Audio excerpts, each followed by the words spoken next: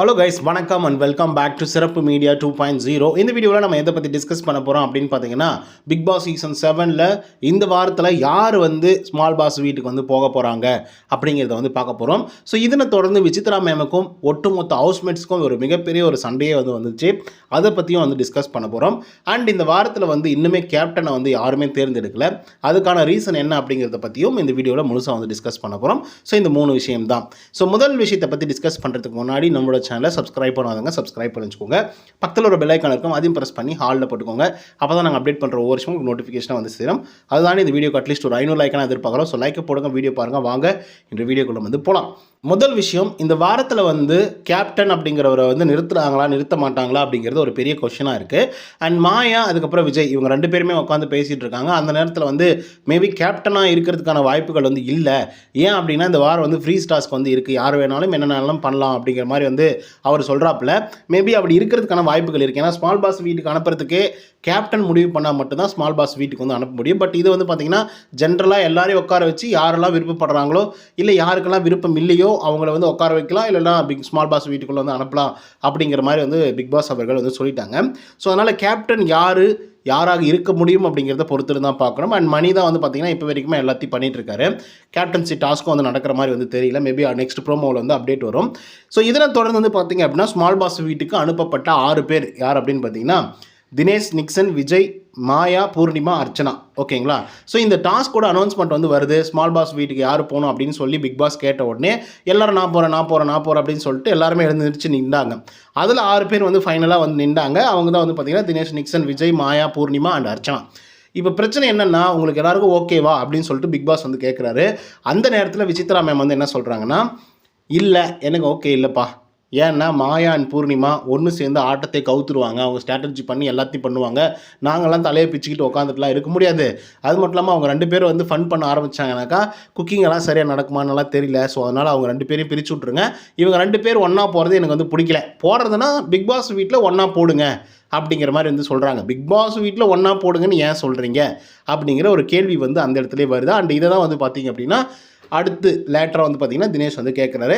So இதுதான் பார்த்தீங்கன்னா நம்மளோட விசித்ரா சொன்னாங்க. ஆக்சுவலாக பிக் பாஸ் எக்ஸ்பெக்டேஷன் பண்ணதே வேறு. ஸ்மால் பாஸ் வீட்டுக்கு போகும்போது இந்த மாதிரி ஓப்பனாக நாமினேஷன் வைக்கும்போது ஸ்மால் பாஸ் யாரெல்லாம் வீட்டுக்கு போகணும் அப்படின்னு சொல்லி கேட்கும்போது கண்டிப்பாக இதுக்கு ஒரு பெரிய பிரச்சனை வரும் அப்படிங்கிற மாதிரி நினச்சி தான் பார்த்தீங்க அப்படின்னா பிக் பாஸ் இந்த டாஸ்க்கே வச்சிருக்காப்புல. ஆனால் இவங்க என்ன பண்ணிட்டாங்கன்னா, இல்லை நான் போகிறேன் அப்படிங்கிற மாதிரி அவங்களாம் சொன்னாங்க. அந்த இடத்துல தீயை கொளுத்தி போட்டதே விசித்ரா மேம் தான். ஸோ விசித்ரா பேசின உடனே பிக் பாஸ் அமைதியாக இருந்த பிக் பாஸ் திடீர்னு பார்த்தீங்க அப்படின்னா வாய்ஸ் ஓவர் கொடுக்குறாப்புல.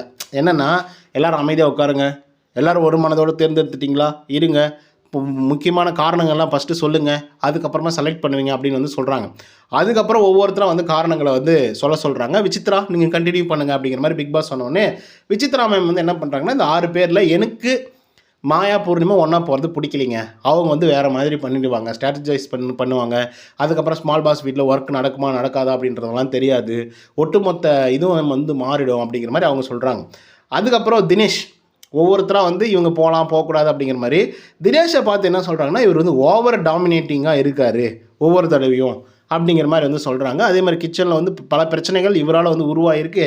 ஸோ அதனால் இவர் வேணாம், இவர் வீட்டுக்குள்ளே அங்கே போக வேணாம், குக்கிங்கெல்லாம் பண்ண தேவையில்ல, அவர் என்ன இங்கே இருக்கட்டும் அப்படிங்கிற மாதிரி சொன்ன உடனே அவருக்கு பயங்கர கோவம் வந்துடுது தினேஷ்க்கு. நீங்கள் எப்படி இதெல்லாம் சொல்லலாம்? நீங்கள் எப்படி சொல்லலாம்? நான் என்ன ஓவர் டாமினேட்டிங்காக இருந்தேன்? நீங்கள் எல்லாம் பண்ண தப்பெல்லாம் நான் சொல்கிறேன் அப்படின்னாக்கா ஓவர் டாமினேட்டிங்னு சொல்கிறதா? சரி இருங்க, கேப்டனே உட்கார வச்சு கேட்டுருவோம். ஏன் மணி, நான் என்ன ஓவர் டாமினேட்டிங்காக இருந்தேனா அப்படின்னு சொல்லிட்டு மணி மேலே அப்படியே திருப்பி விட்டுறாப்புல. ஸோ இந்த நேரத்தில் மணி உள்ளே வர்றாரு. மணி உள்ளே என்ன சொல்கிறார் அப்படின்னா, இல்லைங்க அவர் ஓவர் டாமினேட்டிங்கெல்லாம் இல்லை, ஆனால் உங்களுக்கும் அவருக்கும், அதாவது விசித்ராவுக்கும் தினேஷுக்கும் பிரச்சனைகள் இருக்குது. அதை அவர் நல்லா தான் ஹேண்டில் பண்ணார். நீங்கள் எப்பெல்லாம் வேலைகள் செய்யலையோ அந்த நேரத்தில் அவர் ஓவர் கம் பண்ணி அந்த வேலையை செஞ்சுருந்தார். ஸோ அதனால் அவர் டாமினேட்டிங்காக இருக்கிற மாதிரி தெரில. கிச்சனை நல்லா க்ளீனாக வச்சுக்கிறாரு, நல்லா தான் பண்ணுறாரு அப்படிங்கிற மாதிரி மணி சொல்கிறாப்புல தினேஷ்க்கு ஆதரவா. அந்த இடத்துல விசித்ராவோட முகம் அப்படியே ஒரு மாதிரி ஆகிப்போச்சு. ஸோ இதை கிளாரிஃபிகேஷன் கொடுத்த உடனே மாயா உள்ளே வராங்க. மாயா உள்ளே வந்த உடனே அவங்க ஒரு பக்கம் பார்த்திங்கன்னா பயங்கரமாக விசித்ரா வச்சு செய்கிறாங்க. விசித்ரான்னு மட்டும் கிடையாது, எல்லாருமே செய்கிறாங்க. என்னென்னா நாங்கள் என்ன ஒன்றா விளையாடுறோம் நாங்கள் என்ன ஸ்ட்ராட்டஜி ப்ளே பண்ணி என்ன கேம் ப்ளே பண்ணிகிட்ருக்கோம் அப்படியெல்லாம் ஒன்றுமே இல்லை. நீங்கள் ஸ்டார்டிங் ஃபஸ்ட்டு வீக்லேருந்து இதை தான் சொல்லிட்டுருக்கீங்க. கமல் சார்கிட்டே இதை தான் நீங்கள் சொல்கிறீங்க. நாங்கள் அந்த மாதிரிலாம் இல்லைங்க. எத்தனை தடவைங்க நான் சொல்கிறது, இந்த மாதிரி பண்ணாதீங்க, இந்த மாதிரி சொல்லாதீங்க. இதுக்கப்புறம் நீங்கள் சொன்னீங்க அப்படின்னா இது வந்து வேறு மாதிரி நான் வந்து டீல் பண்ணுவேன். சரியாக மாயா வந்து கோவப்படுறாங்க, இந்த மாதிரிலாம் பேசிகிட்டே இருக்காதீங்க அப்படிங்கிற மாதிரி. அதுக்கப்புறம் தினேஷும் வந்து பார்த்தீங்க அப்படின்னா அதுக்கு வந்து சப்போர்ட் பண்ணுறாரு. ஏங்க நீங்கள் தான் சொல்லிட்டு இருந்தீங்க, இப்போ வந்து பார்த்தீங்கன்னா இப்படி மாற்றி பேசுகிறீங்க. நானும் வந்து தொலைவா இருந்து பார்த்துருக்கேன். அவங்க வந்து ஸ்ட்ராட்டஜி பண்ணுற மாதிரியோ இல்லை கேம் ப்ளே பண்ணுற மாதிரி எங்களுக்கெல்லாம் தெரியல.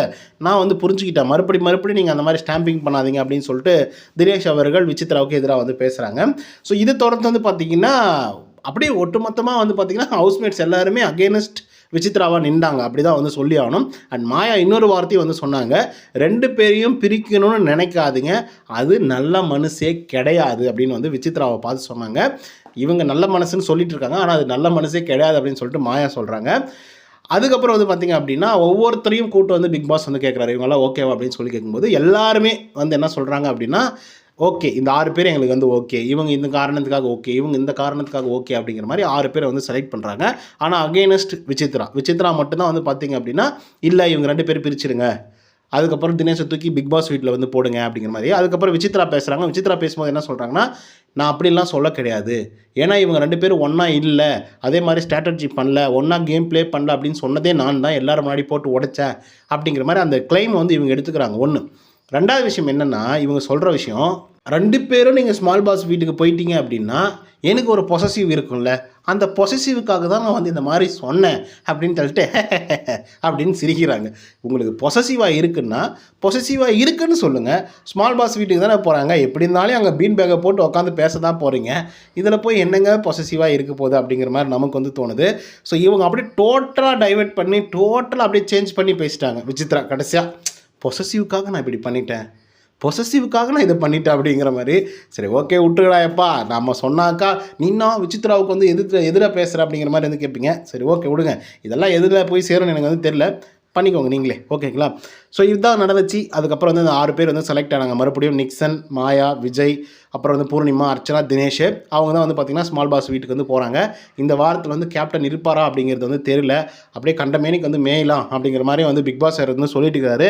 ஸ்மால் பாஸ் வீட்டாரெலாம் முன்னாடிலாம் ஸ்மால் பாஸ் வீட்டுக்குள்ளே தான் வந்து இருக்கணும், இப்போ எங்கேனாலையும் போகலாம், எங்கேனாலையும் வரலாம். ஆனால் ஸ்மால் பாஸ் வீட்டார் வந்து ஸ்மால் பாஸ் வீட்டில் மட்டும் தான் தூங்கணும், பிக் பாஸ் வீட்டில் மட்டும் தான் தூங்கணும் அப்படிங்கிற மாதிரி ரூல்ஸ் அண்ட் ரெகுலேஷனை மட்டும் போட்டு வச்சுக்கிறாரு. இப்போ வரைக்குமே கேப்டன் யாருன்றதே வந்து நிர்ணயம் ஆகலை. அதையும் நம்ம பொறுத்திருந்தா பார்க்கணும் யார் கேப்டன் ஆக போகிறாங்க அப்படின்னு சொல்லிட்டு. ஒரு வேளை மாயா அதுக்கப்புறம் விஜய் டிஸ்கஸ் பண்ண மாதிரி கேப்டன் இருப்பாங்களா இருக்க மாட்டாங்களா அப்படிங்கிறது ஒரு பெரிய கொஷனாக வந்து இருந்துகிட்ருக்கு. பொறுத்திருந்து பார்ப்போம் என்ன விஷயங்கள் நடக்குது அப்படின்னு சொல்லிட்டு.